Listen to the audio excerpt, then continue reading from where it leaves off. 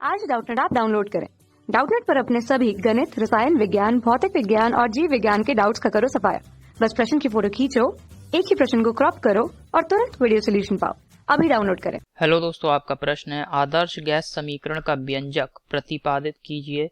Are की दो भिन्न इकाइयों के मान लिखिए। तो चलिए इस प्रश्न को हल कर रहे हैं। तो दोस्तों आदर्श गैस समीकरण जो है ये क्या है दोस्तों, ये समीकरण है PV बराबर N into R into T. यहाँ पे P जो है वो आदर्श गैस का जो भी हमारा एक आदर्श गैस की एक निश्चित मात्रा का दाब है, B उस गैस की निश्चित मात्रा का आयतन है, N आदर्श गैस के मोलों की संख्या है जो कि हमने ली है, और R जो है वो गैस नियतांक है, और यहाँ पे T वह ताप है जिस पर कि आदर्श गैस उपस्थित है। अब ये इस समीकरण को दोस्तों हम क्या कहते हैं, आदर्श गैस समीकरण कहते हैं, और यही समीकरण हमें यहाँ पे सिद्ध करना है। इस समीकरण को व्युत्पन्न करना है। तो यहाँ पे दोस्तों आदर्श गैस समीकरण का व्यंजक प्रतिपादित करना है, या अर्थात व्युत्पन्न करना है। तो चार्ल्स नियम यहाँ पे सबसे पहले हम देखते हैं। चार्ल्स का नियम, चार्ल्स ने आदर्श गैस के नियम दिया था, एक आदर्श गैस के लिए एक नियम दिया था, और इस नियम के अनुसार दोस्तों चार्ल्स ने क्या कहा था कि स्थिर दाब पर अगर हम गैस की एक निश्चित मात्रा का दाब क्या कर देते हैं, स्थिर कर देते हैं। दाब P क्या कर दिया दोस्तों, गैस की स्थिर मात्रा का दाब है P, इसको हमने स्थिर कर दिया। तो दोस्तों इस गैस की निश्चित मात्रा का आयतन जो होगा उस गैस के ताप के क्या रहेगा, समानुपाती रहेगा। अर्थात गैस की निश्चित मात्रा का आयतन B उस गैस के तापमान T के समानुपाती होगा। ये चार्ल्स ने दोस्तों नियम दिया था।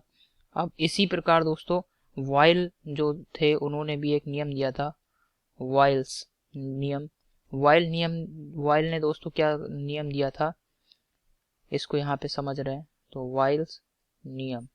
वॉयल ने दोस्तों नियम दिया था कि अगर हम किसी भी जो हमारी आदर्श गैस है इसके लिए क्या कर रहे हैं, हम इसकी एक निश्चित मात्रा ले रहे हैं और इस निश्चित मात्रा का क्या कर रहे हैं, तापमान स्थिर कर रहे हैं। तापमान स्थिर कर दिया है, अर्थात जो हमने गैस ली है उसके ताप में कोई भी परिवर्तन हम नहीं कर रहे हैं। तब क्या होगा, इस निश्चित मात्रा का जो आयतन है, इस गैस की निश्चित मात्रा का आयतन व्युत्क्रमानुपाती हो जाएगा उस गैस के दाब के।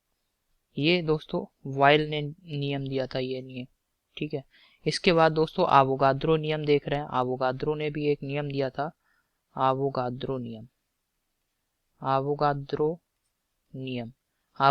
ने क्या दिया था दोस्तों, क्या कहा था, इसने एक नियम दिया था। इसमें इन्होंने कहा कि अगर गैस भिन्न भिन्न गैसें हमने ले ली हैं, ठीक है, और इन गैसों के दाब भी बराबर हैं, अर्थात पहली गैस ली है, गैस की एक निश्चित मात्रा ली है, इसका दाब P1 है। दूसरी गैस का दाब दोस्तों जो मात्रा ली है उसका दाब P2 है। तीसरी गैस जो है उसका जो दाब है वो P3 है। अगर दोस्तों यहाँ पे दाब भी समान कर दिए और इसी प्रकार ये जो तापमान है जिस ताप पर ये उपस्थित हैं वो ताप भी हमने ये तीनों गैसों के हमने क्या कर दिए, तापमान भी समान कर दिए। तो दोस्तों आवोगाद्रो ने कहा था कि समान ताप और दाब की परिस्थितियों भिन्न भिन्न गैसों के समान आयतनों में अणुओं की संख्याएं समान होंगी। अर्थात जो आयतन है वो किसके समानुपाती रहेगा, गैस के मोलों की संख्या के समानुपाती रहेगा। जितने अधिक दोस्तों मोल उपस्थित होंगे गैस का उतना ही अधिक आयतन होगा, और मोलों की संख्या घटेगी तो आयतन भी घटेगा।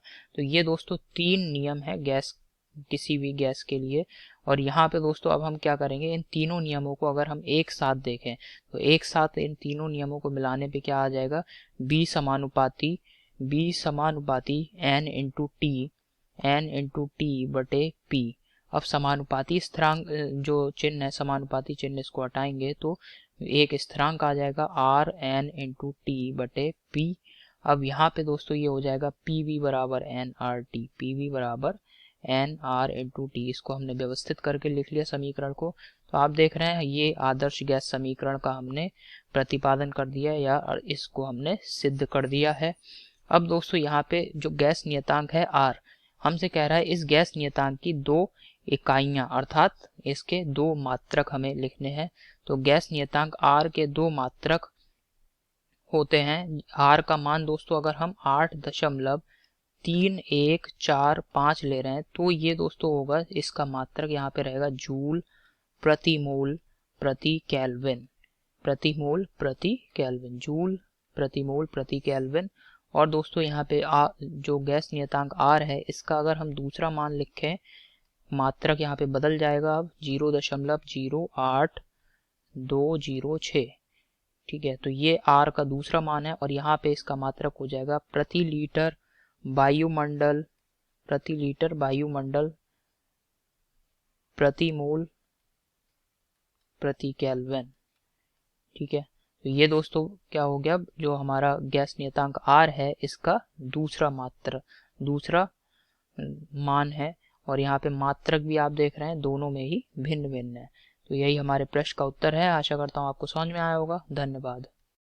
कक्षा 6 से 12वीं से लेकर नीट, IIT, JEE वो एडवांस के लेवल तक 1 करोड़ से ज्यादा छात्रों का भरोसा।